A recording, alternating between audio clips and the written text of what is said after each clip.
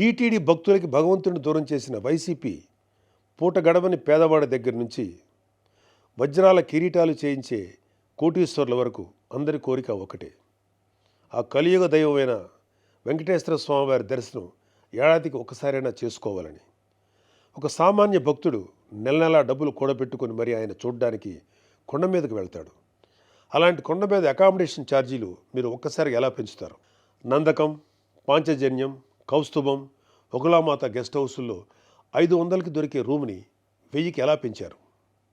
Narayanagiri guest హౌస్లో 1700 రూపాయలు చేశారు. ఇది సామాన్యుణ్ణి భగవంతుడికి దూరం చేసే ప్రయత్నం కదా? నువ్వు ఎవరిని, అదే ఏం మాఫియాని సంతోషపెట్టడానికి ఇది చేసావో అర్థం కానంత అమాయకులు అనుకుంటున్నావా ప్రజలు? దర్శనాలు సేవలు అయితే ఇంకా దారుణం. ఏదో కాయగూరల బేరం ఆడినట్టు 10,000 చేయి, దీన్ని 5,000 చేయంటూ ఎంత నిర్లక్ష్యంగా మీ సుబ్బారెడ్డి బోర్డు మీటింగ్లో మాట్లాడాడో మొత్తం రాష్ట్రమంతా చూసింది.